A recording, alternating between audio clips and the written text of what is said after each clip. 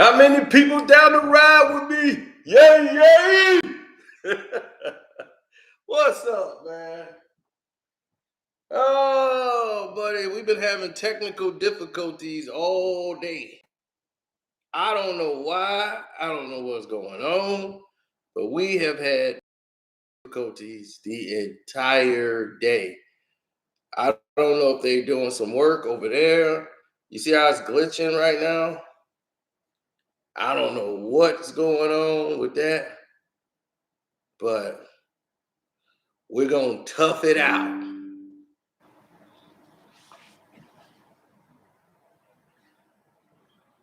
Uh, Absolutely.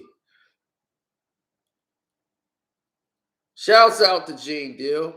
And Gene, I want to buy your book. If it's on Amazon or whatever, I'm going to buy it because I want to read it. I do. I'm very interested to read your book. But I was sent your link saying that you responded back to my video. Very interesting. And you got really animated in the video, and I don't know why. Because if you watch the video, it clearly states, I didn't have a problem with you. I just disagree with what you said. And I gave very valid reasons as to why I disagreed. But, okay. Now, I guess we'll do that with receipts then, right? Because in the video I said I wasn't there. I don't know if Gene Deal was there. He might have been, might not have been. I said that in the video. I remember hearing myself say that in the video. I was not there. I never claimed to be there. I know so many other people that were there. I know everybody damn near around that subject. People who were there, people who interviewed everybody that was there. So I don't need to be there. But anyway, let's go. Because the people need to know the truth. Don't y'all want to know the truth?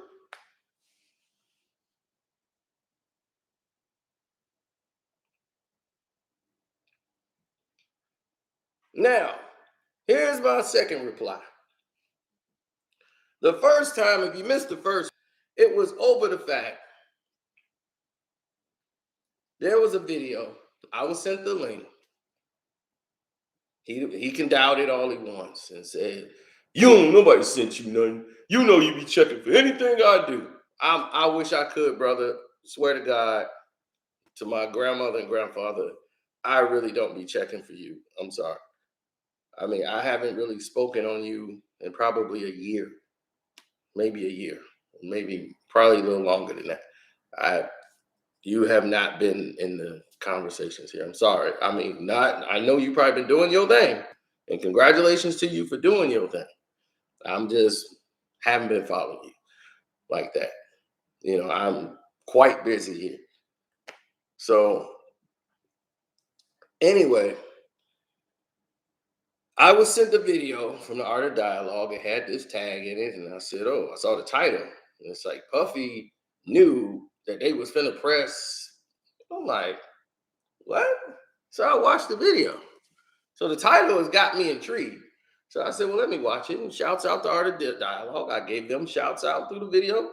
Art doing a good job with his interviews. Congratulations on his success. Now, as I'm watching, I said, that's different than what, that's a lot different. That doesn't make any sense. So, me knowing the information that I know, it's not lining up to what I know. So, obviously, I want to state what I know and hear what he knows and get the vibes is different. Like the whole information. So, when he made his video today, I made my video breaking down the points the issues that I had a problem with. So I said, I disagree with this. And one of the first things I told you I disagreed with was that Tupac owed money to Jimmy Henchman. and he took a loan out from Jimi Hendrix. I was like, I've never heard that a day in my life. Now that blows up everything because that makes no sense into the whole spectrum of everything. Because, and I gave where I got my information from. The information comes from Tupac Shakur and Kevin Powell, who interviewed Tupac Shakur. Incidents that happened that night. We have the audio from prison where he literally says the name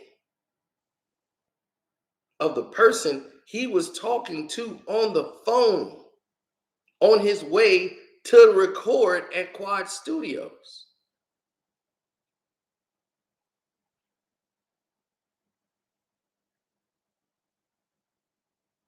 Tupac said Tupac didn't take a loan.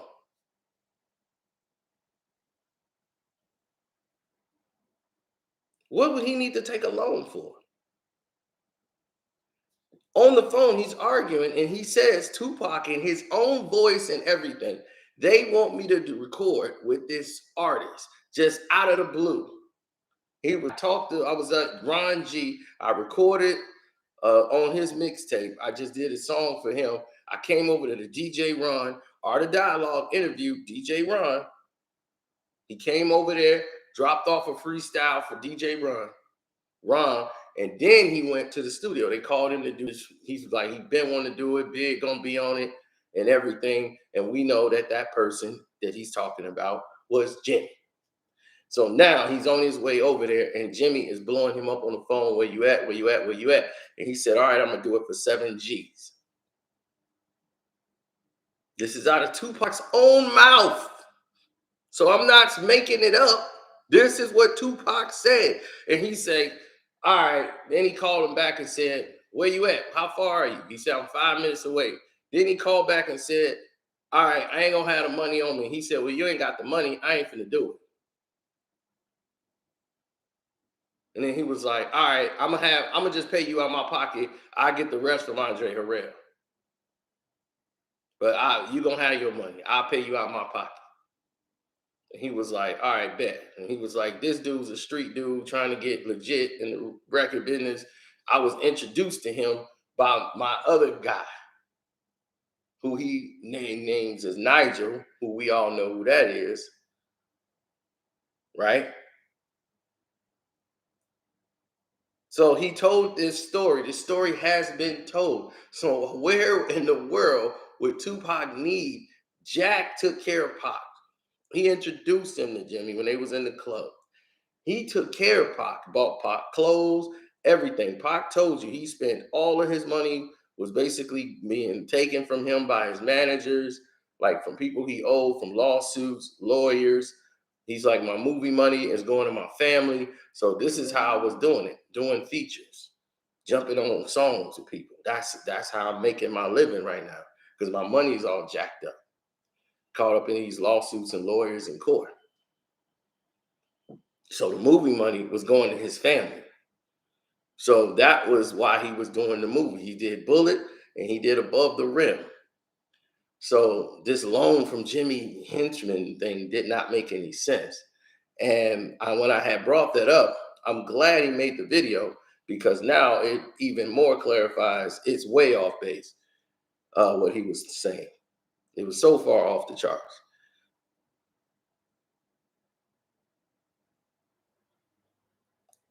Haitian Jack already had his people. Tupac wasn't switching management. He already had his manager. He wasn't switching management. So that wasn't it.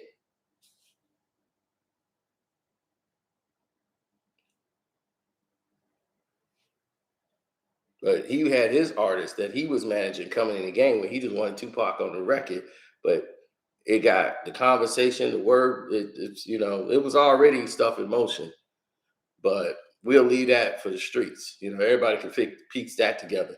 But the fact that he loaned Tupac money, if he loaned Tupac money, why would Tupac be on there asking for money that he's supposed to be owed to do the song with Lil Sean?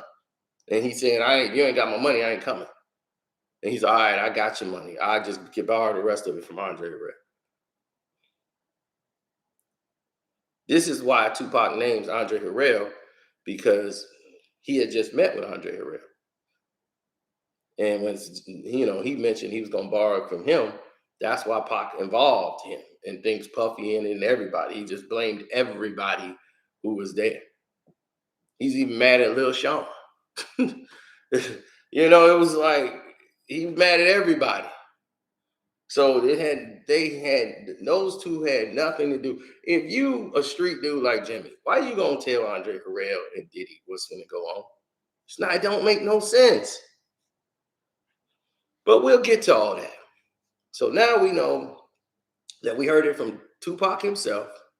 Kevin Powell did the interview, and he tells you basically he was supposed to get paid $7,000 to do this, because this is what he was doing, features. He didn't need money. Jack was taking care of him. They had the incident went on. We've already covered that in the first video, right?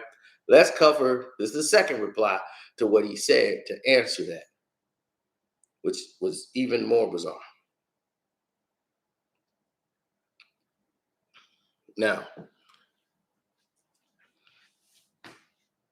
this man claims in this video, and it was incredible.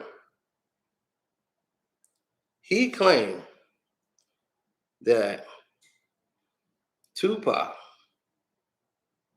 was supposed to pay Jimmy and all these guys, and they owed him this money, and he was giving him a way to work off the money.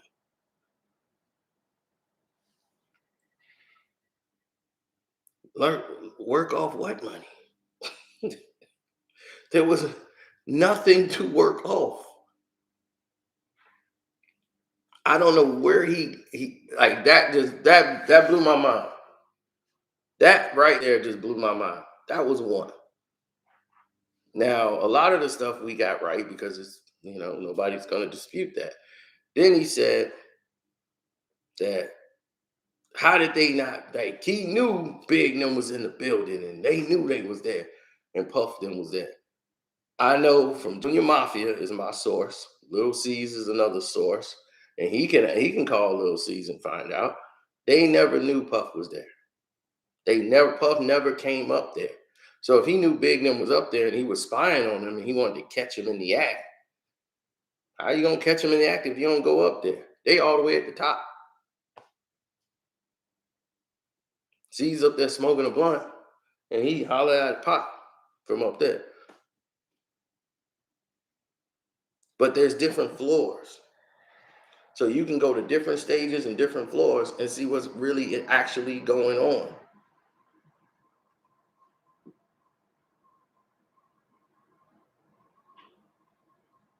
Then his indication of Puffy and Andre Harrell both hated Tupac. That was another inaccuracy that I have a problem with, because that was not the case. And in his video, he said, "How that's not the case? And Puffy made a mixtape dissing Tupac." And to back up his Jimmy Henchman story, he goes to Against All Odds by Tupac and said, "What did Tupac say in that? I owe you a payback, Jimmy Henchman. In due time. He told you what he was going to do. In due time." And I'm just like,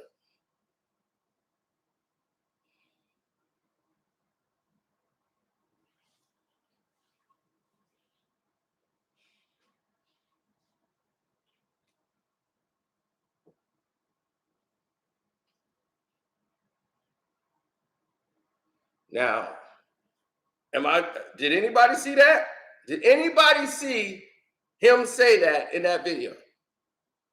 Did you hear Gene Deal say that in that video? Did anybody listen to Against All Odds and think that Tupac Shakur, when he said a payback to Jimmy Henchman, he was talking about you better give him some money?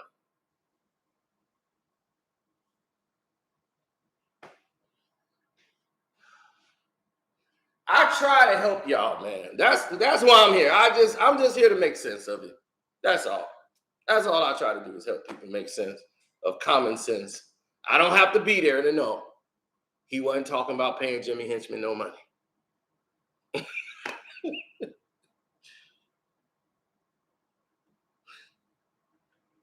So, exactly. So I knew he wasn't talking about paying Jimmy Henchman any money in against all odds. Then let's go back to his next statement that Puffy made a mixtape, dissing Tupac. If he loved Tupac, why he make that mixtape? The mixtape was made after Hit 'Em Up came out, not at the Quad City Studios. So you're many months apart, almost a year apart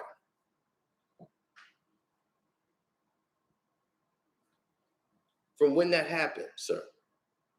So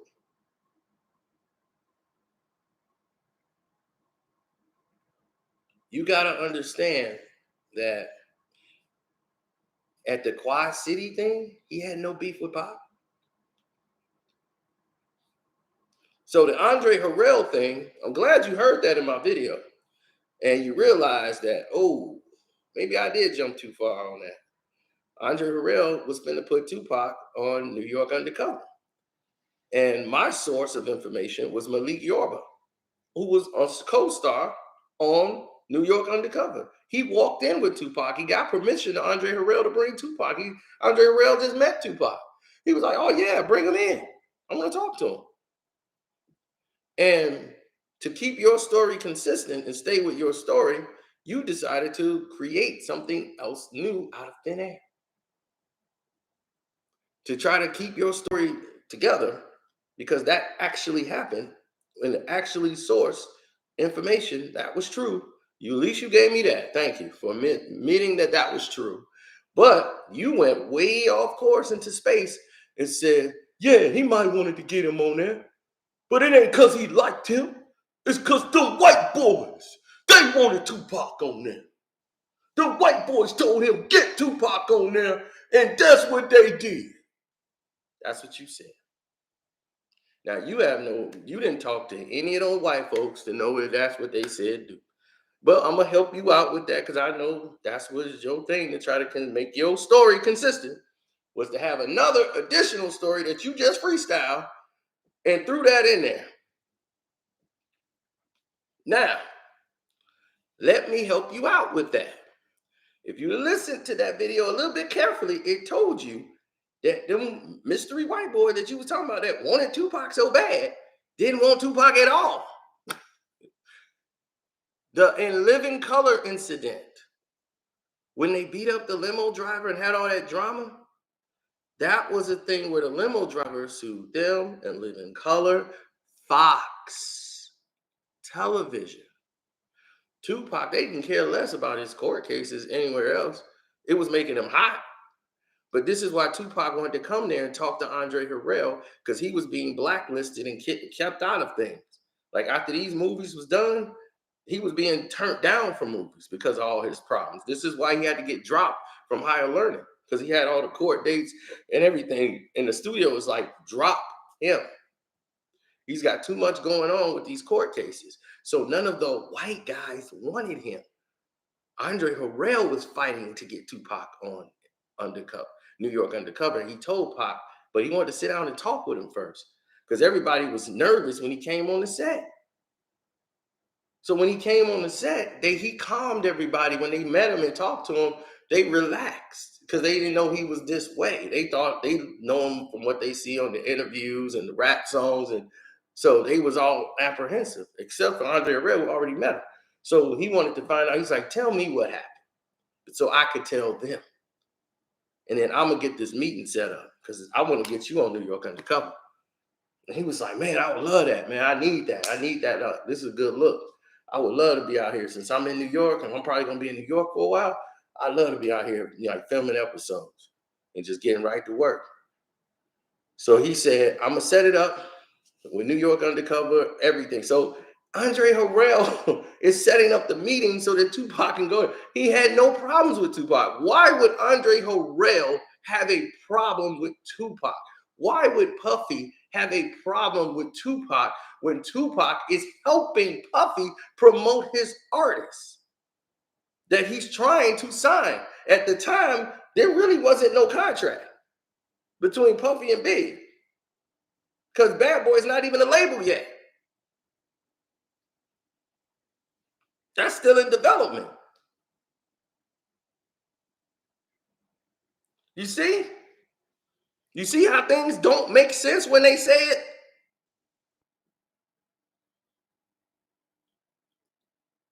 I'm going to buy your book, Gene, because I want to read it. But you got a lot of inaccuracies in what you were just saying in this video now. And you made, that's why I said you made it worse.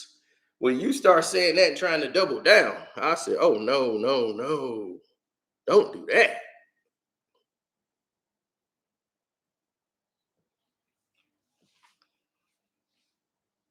It was so wrong. Of course, I know more than what I'm telling. I wouldn't have to be there.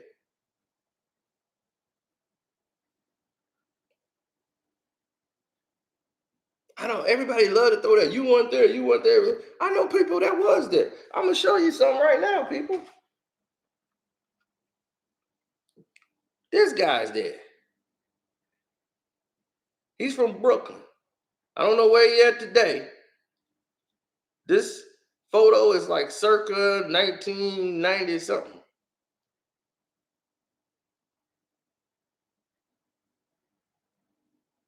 And he chilling out at Wyclef's John studio in New York. He's a recording artist from Brooklyn, Haitian brother.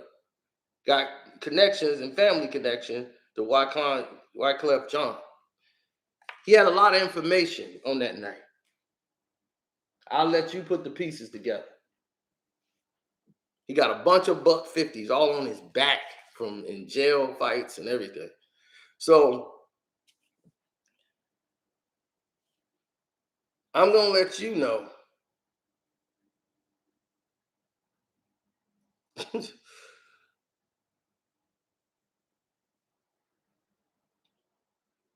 That's Ant, by the way. His name is Ant. We met him. Had a lot to say. So, I mean, it is what it is. I'm just saying that stuff ain't been on video. None of it. By me at all.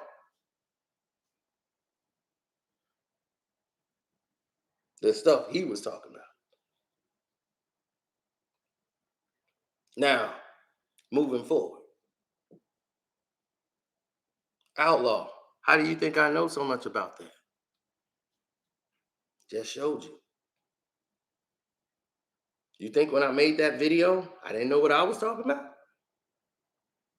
When I told you about the Fugees album and the lyrics, I didn't know what I was talking about?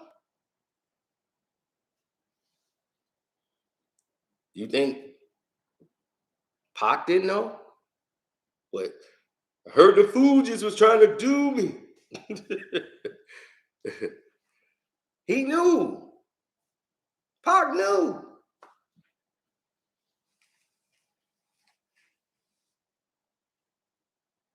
To you, that's anybody. But you don't know one thing that person has told me. Everything I'm telling you, you can find out yourself because I just gave you all the sources of everything I just said. Just gave you all the sources of information.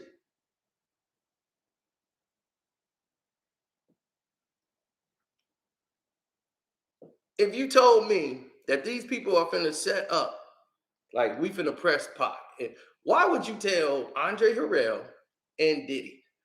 Andre Harrell is always at Quad City because that's normally where they record. He's with Diddy. Diddy's there. Diddy's probably chilling there. He's cool with Andre Harrell. They like besties.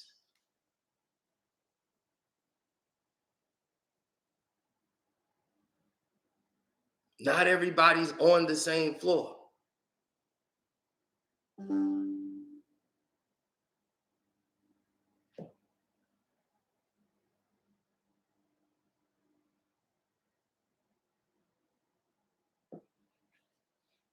The Fugees dissed Tupac all throughout that album, mainly Wyclef. Wyclef. Praz is the one that Tupac had love for. Praz is the one that was cool with him, that he came through. Wyclef was not cool with Pac like that. Mm-mm.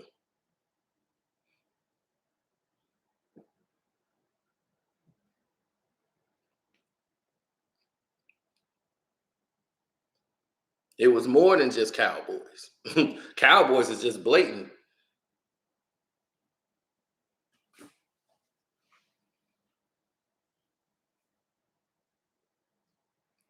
Oh, Smith and Wesson took a lot of slack, for.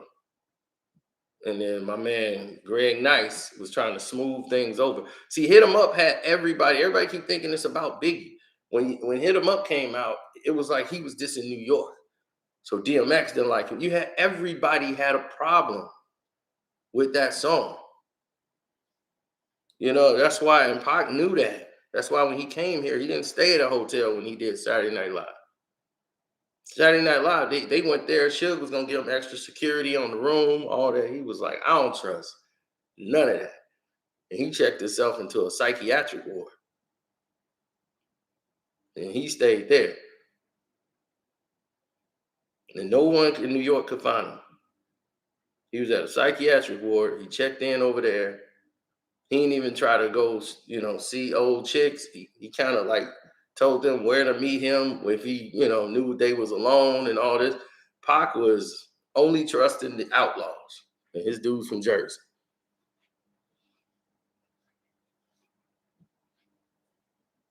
And they had problems out there.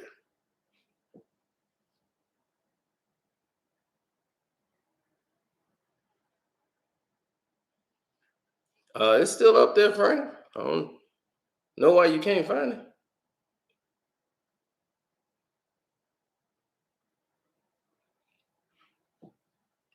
No, got love for Gene Deal. I love what he's doing. He's feeding his family. He's growing his business and all that. I just disagree with those inaccuracies. Now I want to read his book, and I'm going to buy the book. I implore everybody to go buy Gene Deal's book. I'm definitely going to buy his book because I want to read it. I'm very intrigued now.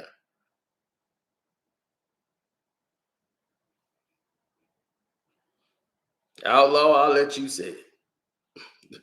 But listening to his story about his reasons and why he said what he said, and listening to what I said, and I'm saying, don't listen to me. Go look it up yourself.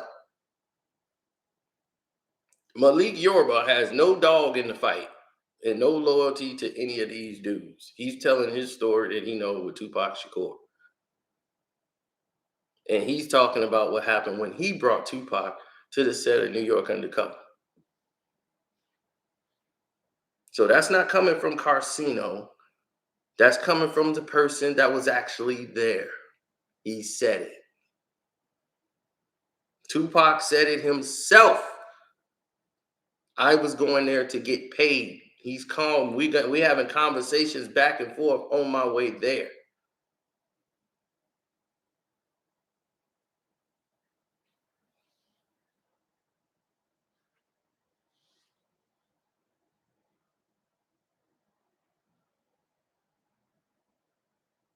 So there was no loan of money.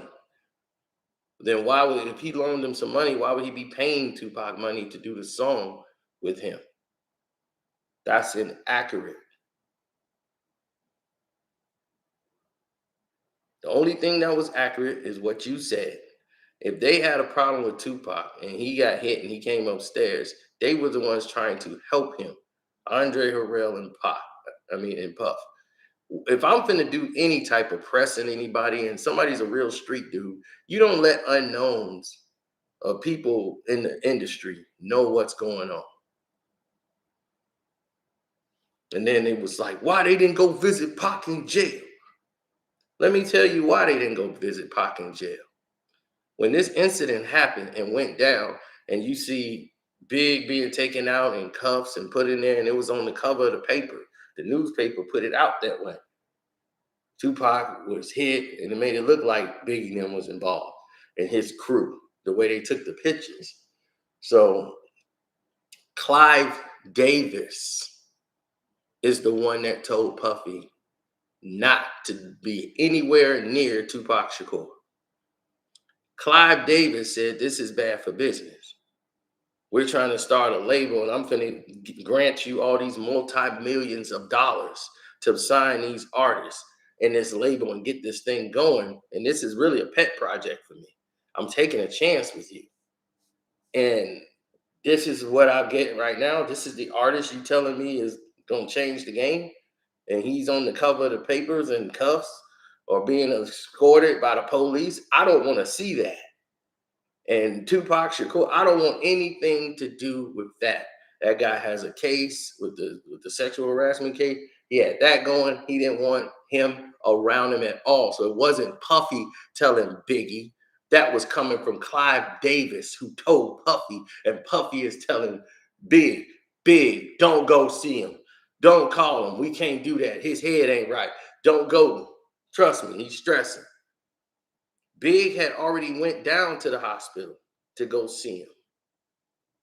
Before he talked to Puff, he went to the hospital to see him, and the police wasn't letting him in. And he talked to Tupac's father, who was there. And his father talked with him. And he said, his own father said, man, he ain't had nothing to do with that. He's like, I could tell right now, just genuinely knowing that guy had nothing to do with that. He didn't know that was going to go down.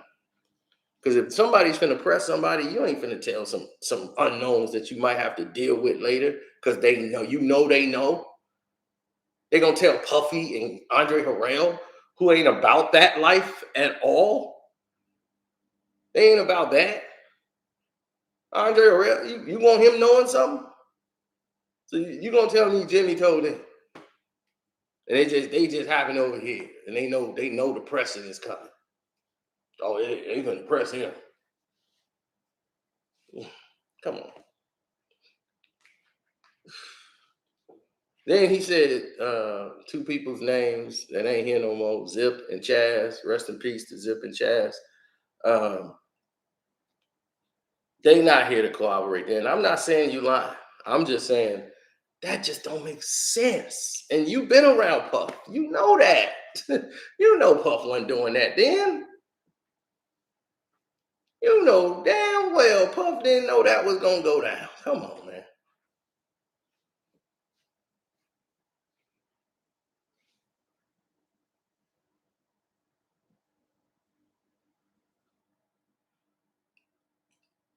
Nope. It was once the Vibe interview came out.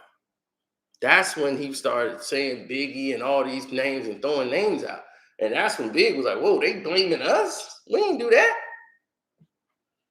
So when the Vibe interview came out and making it look like Biggie and them set him up and all this, then it was like this big conspiracy. That's when it all brewed up. Then when he got out, Pac stayed quiet mostly. He didn't talk about Big and Puff. He did his All Eyes on Me album. It was like, okay, he was just stressing and going through his things. He know now because people in jail has told him. He know everything. So it was like all love. Like, okay, cool. It Pac's out. That's our boy. That's why he was just keeping it all inside. And he put his album out. And he took shots at everybody else, but he mostly kept the Biggie stuff and Puff stuff to the side. He was mostly going at Stretch on All Eyes on Me. And once that happened, and it got to, okay, I sold my records. He sold almost 5 million records and all that. Then came Hit 'Em Up.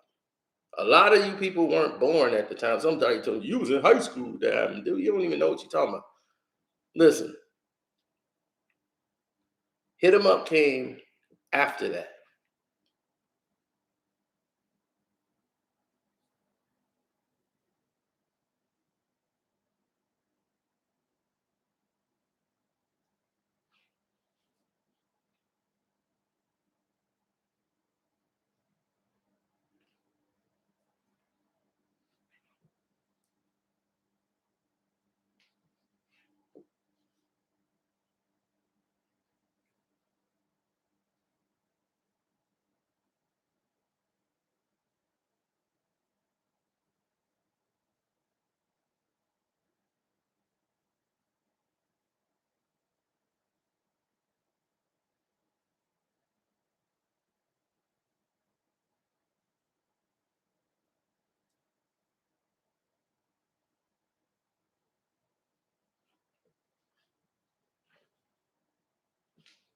When Tupac made Hit 'Em Up, they keep saying when it was made, they had that beat, and like, oh, it leaked out to Biggie, and they did that remix and used that beat, and they took it. I'm gonna tell you that's another inaccuracy. They might have had that in their mind that they were gonna use that beat, but I didn't believe the Outlaws one bit when they said that. And Edie, like Pac had the idea and how he was gonna do the story, the movie, and make it look like a Scarface type thing. He was betrayed by um, by the boss and all that stuff. He had nicknames for everybody. He had written it all out. And that's the one thing I didn't like that Tupac did, is he did it predicated on a lie. He knew, but he was mad because Big was not number one on the charts. If Biggie wasn't the number one rapper in the world, he would not have cared. He would not have went it big and puff like that at all because he knew they didn't have anything to do with it. But he kept that narrative going. That was the one thing I did not like. When he knew what was going on, he found out. He kept the narrative going like they could have had something to do with it. Then he switched it to, well, then they knew. They knew and didn't tell me. They knew. If you ain't had nothing to do with it, you knew. So then it switched to they had something to do with it to they knew. And I just I don't like that narrative. I never liked that narrative because now it comes off as jealousy. I mean, he was jealous. And that's not coming from me. That's coming from Tupac's former manager, who was his manager at the time. Until Suge Knight made him fire him and hire Suge as his manager. That was Tupac's longtime manager he had from the beginning. And he said Tupac was jealous of Biggie's success. He was mad because they shouting him out, but they ain't give him no money, no support, nothing on his books. They ain't writing him no letters, nothing. And he did everything for them for free, just off the strength. Like they really kicked it with him. Puff was just looking at the business side, like, cool, Pac gonna let you perform? He gonna let us on stage? Cool. So we can get that shine. Go ahead, do that party in BS. He did that party and he let Big come out there and perform his song. And they was like, oh, he was gonna steal him and take him to Thug Life. I'm like, nah, he was gonna be a part of it, but there was really nothing in place. Big is like, look, whoever coming with some money, man, I need some bread. I need to know this is for real. That's why the Party and BS song ended up on Who's the Man soundtrack, so they can get some money coming in. There was no Bad Boy label then. They put Party and Boom on the Who's the Man soundtrack, a movie soundtrack, so that they can get some money. They said, all right, boom, we got the money. Now here's some money for you, just so you don't get in no trouble. And we're gonna start putting some stuff up for the budget and all this and get some buzz going. People start throwing in some bread. So the Who's the Man soundtrack was setting the stage.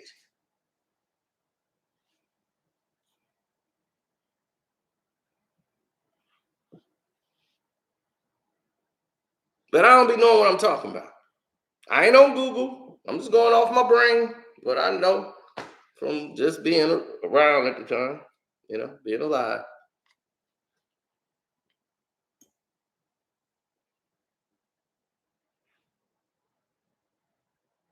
Absolutely. Well, here's the thing. I had no problems with anything with everybody doing. Shouts out to all of them. They don't shout me out. I don't complain on that. They don't got to. But I'm just saying, I'm the one that be showing all the love. Why?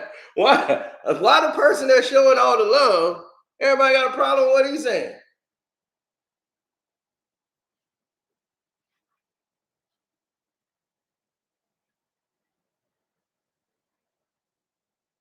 I'm just saying he's gonna have to explain that now.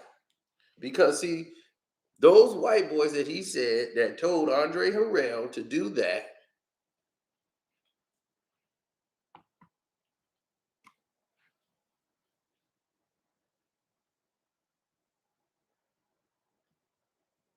right, they're gone.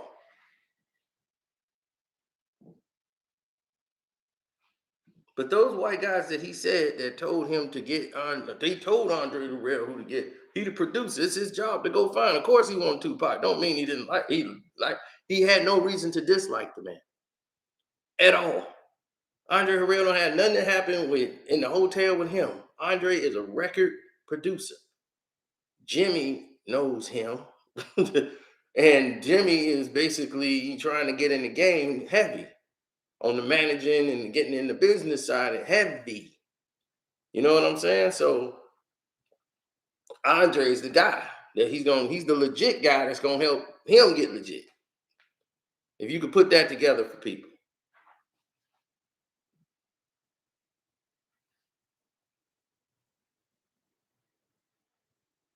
It's not my opinion. Twizzo, I just told you who the source was, who said Tupac was jealous. I agree with his assessment. Tupac's manager, his former manager, said he was jealous. When he was in jail, he had to see Tupac. When Biggie was blowing up on top of the world and all that, he's mad because he felt they used his fame to get up there. He didn't like Snoop and the Dog Pound. He was jealous of them too. He think they ripped off his album because they were listening to it like, hey, we listened to his album. Pac was like, I don't want you playing my album to them. And they borrowed some of his sayings on that.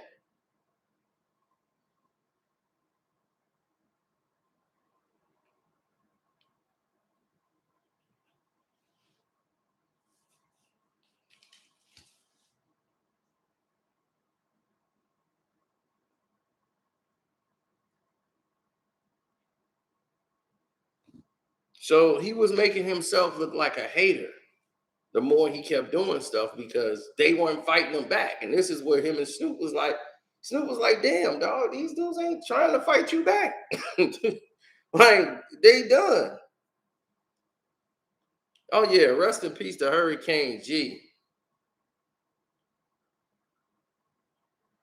Now, most people know Hurricane G from Redman. If you know Redman, then you know Hurricane G.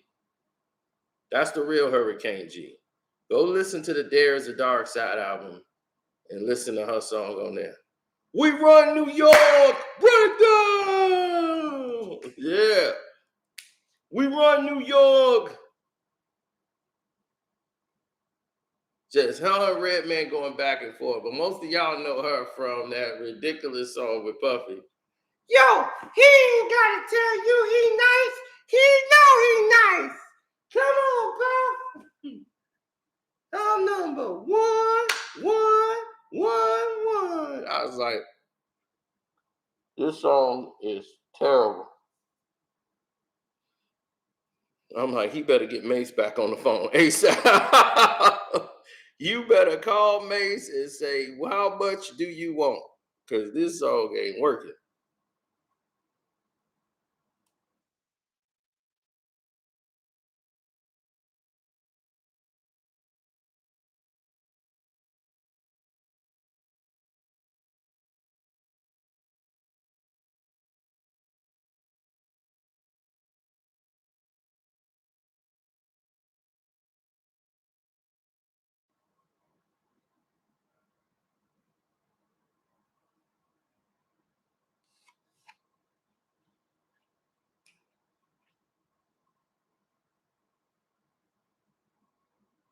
Not really. No, I just wanted to correct the inaccuracies. So when he goes live, hopefully I'm aware he's live. I'm gonna come on there. I'll be like, you're gonna have to explain to me, make it make sense to me. But I'm gonna buy your book, Gene. If I dislike the person, I'm not gonna buy their book. I'm buying Gene Deal's book. Hey, he a brother out here trying to survive. You know, he ain't trying to take nobody's life. He ain't out here, you know, trying to sell dope. He out here doing stuff that ain't harming nobody. So God bless him. We just disagree on this subject. On a couple of things. I don't know. I haven't read the rest of the book, so I don't really know. But on this subject here, I think there are some inaccuracies.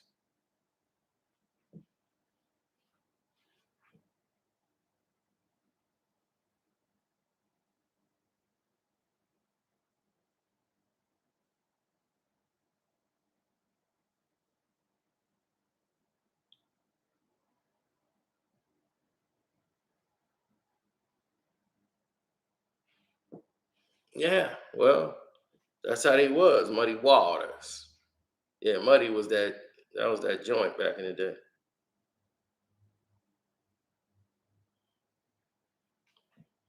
Oh yeah, I have a LeBron video that you haven't seen yet. I had to fight to get it out, but it's out.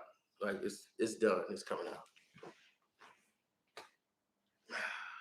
Taking a seat. I have a lot of contracts to read. It's a lot of contracts, buddy. Let me go grab it. I need to be doing that ASAP.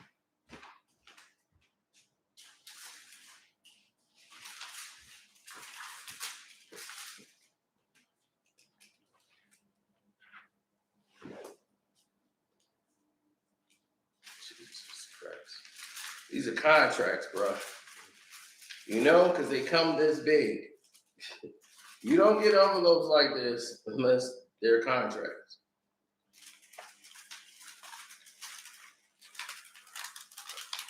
So,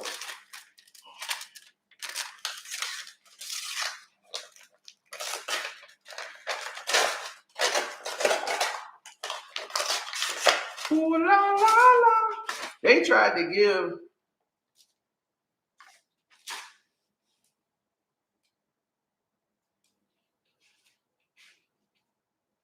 Oh, Jesus. This is okay. Yeah.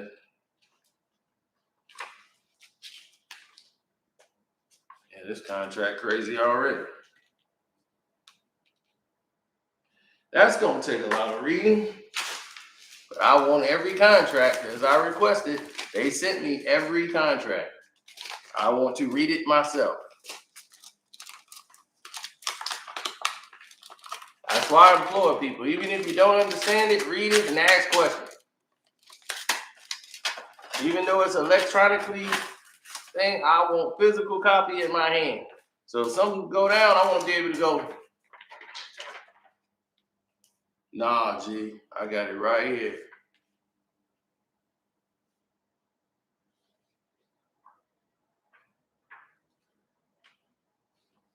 Okay, set this here. I'm reading that. And these two, as soon as I finish those, I'll do those. Now,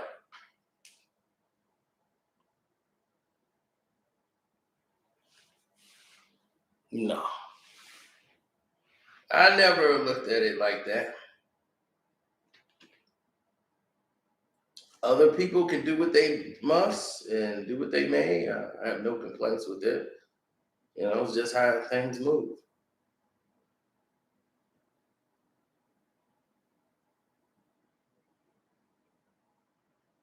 Hmm, not really. I look at I look at the music industry right now as a dead industry. It's open for those who know how to market themselves. You're better off going on YouTube and making your career there because that's where everybody at anyway. Everybody's on YouTube.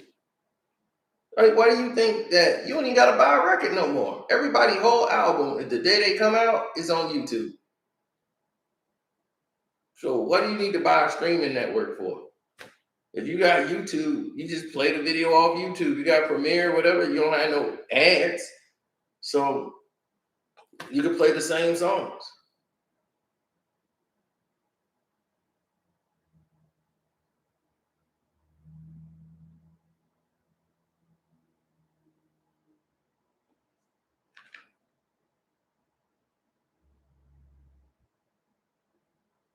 How do I know so much?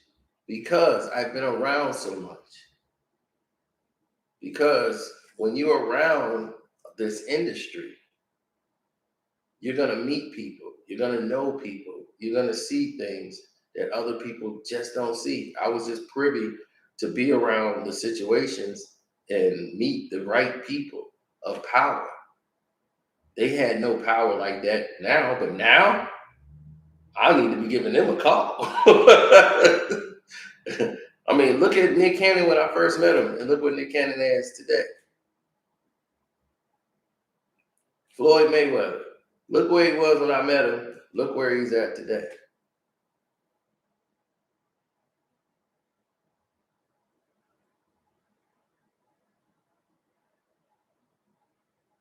But it's the people you don't know that I met. Like, that was the really big key. Everybody focus on Mayweather and Nick Cannon because you know those names. But if I say Brian Robbins, you're going to go, who?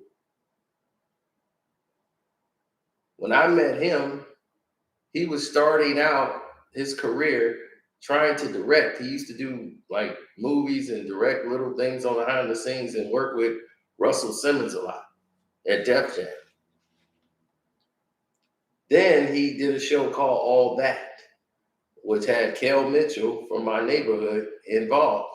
So Kel Mitchell is on All That, where you met Kenan Thompson. He put that together. He was the producer to put that show together and take Nickelodeon to another level. Then he did the movie, Def Jam movie, The Show. You remember that movie? Who directed and produced that? Brian Robbins.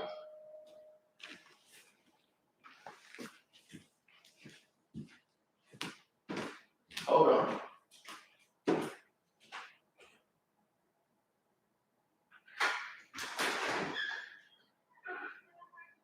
Hey. Yeah. Yeah. I let the other people know, but we're taking care of that. Like they gonna do it on their time. Yeah, they gonna do it on their time. But I'm working right now. Okay. Okay, cool. All right. I'm like, whoa. Yeah, that blew my mind. I'm like, I ain't supposed to have no company. Oh no, she just does roofing, sidings, and gutters. But we already got somebody that. So I'm like, well, the other guys said they handling that. So it's an Asian lady, they do it. So I don't know.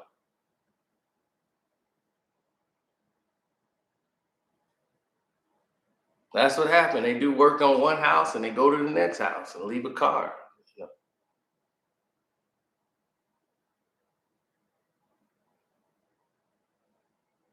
Yeah, so he did a movie in Chicago with Keanu Reeves. Do you know what that movie was called? Hardball. Michael B. Jordan, that's like his first movie. He was a little kid in there. So I met Michael B. Jordan when he was a little kid.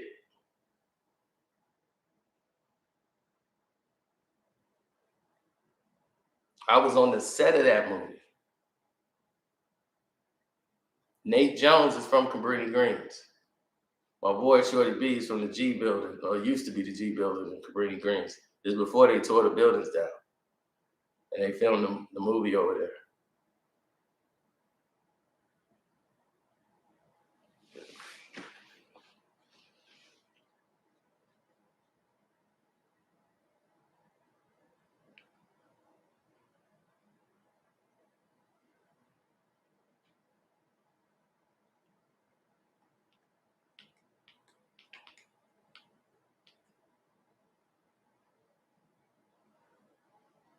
Mm-mm. Not really. No, I'm only gonna be on here for like 5 more minutes. Then we'll shut it down.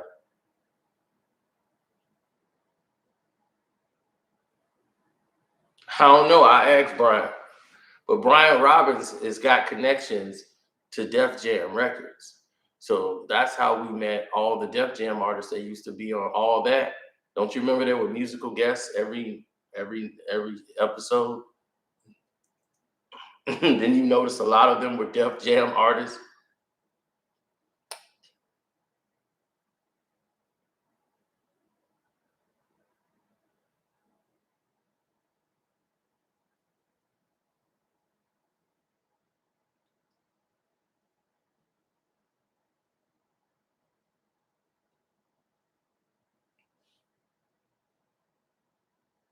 Hmm.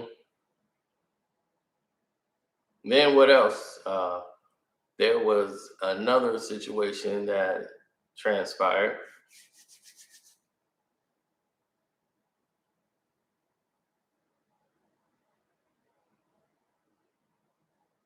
Nah, ain't no hate for Gene Deal. What are you talking about? I'm not hating on Gene Deal.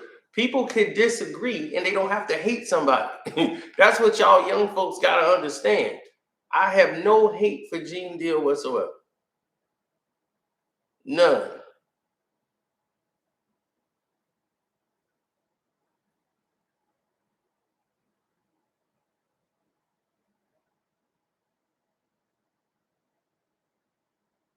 Right, we just disagree. He see it one way, I see it another way. And I don't see how his way adds up to what was told to me, period.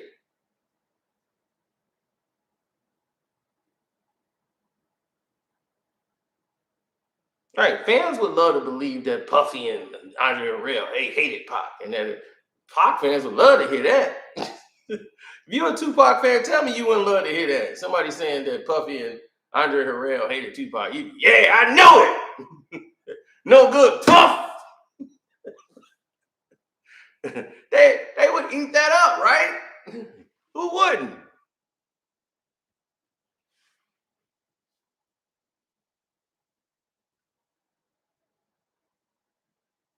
Because I don't lean off people. I could have easily been following Floyd Mayweather around, letting him pay my bills.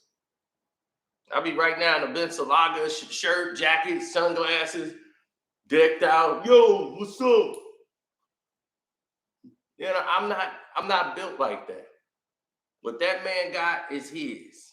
You know, he worked hard for it. That belongs to him. And I'm not jealous of that. I know some people can't understand, like, man, you could at least say, yo, you my boy, here goes some money. I don't have that built in my heart. I got to get it on my own. If he can help me out in a situation, say, hey, man, yeah, you got a situation going here, you need help with that? Boom, let me get on it. See what I can do.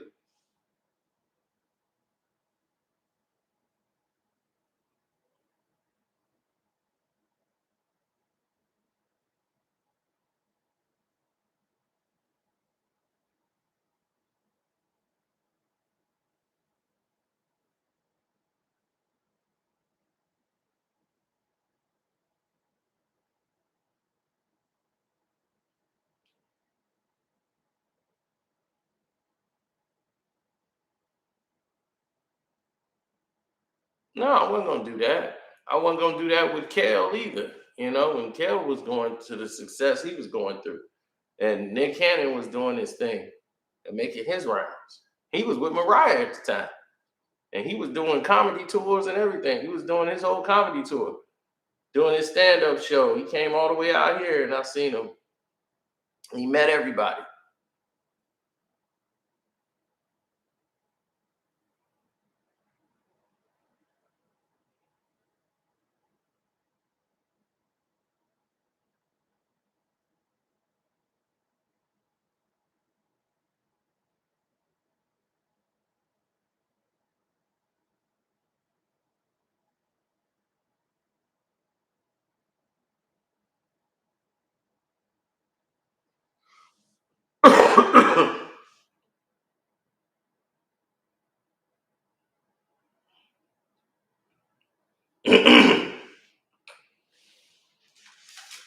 Mm-mm.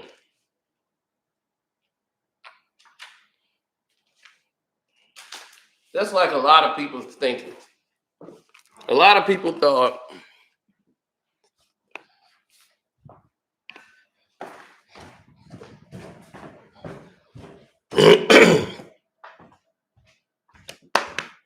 Mm. A lot of people thought Left Eye, Tupac would have made a great couple. Jada Pinkett would have made a great couple. A lot of people believe that, but neither one of them would have. They would have tore each other apart. They're the same. This is why they like when people say you think Pac smashed and all that. I'll be like, maybe, but I doubt it. And the thing is that they like each other because they the same, but they not fit to be together in a dating situation. That would torpedo real fast because they're alike.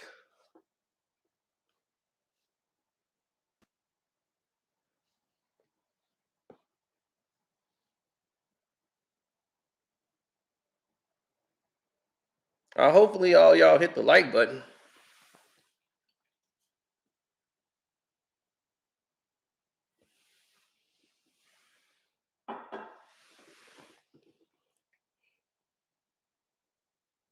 And right on time, right when we about to get off, Mr. Bailey shows up. Mr. Bailey, we've been on here about an hour. I gotta get to these contracts.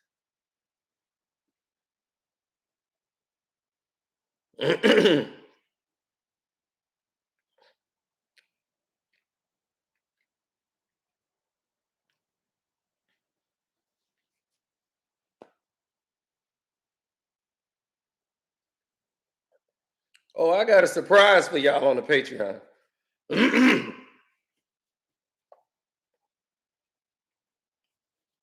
Yep, I got a surprise. Well, what happened, what you missed, Mr. Bailey, is that Gene Deal responded to the video I made earlier today. So and then he doubled down with the inaccuracies. So I had to come on here and address it for the second time. And then I gave people receipts of information. So Black Ray Donovan, you need to be the real Ray Donovan and go over there and get Errol Spence and get his butt to sign the contract. Tell him to put down them Doritos and that KFC and get his butt on the road and start doing some road work.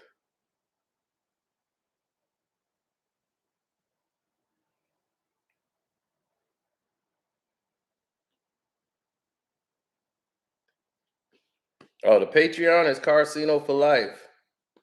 Oh, buddy, we finna have something very interesting for you, and it is about Tupac. Hmm.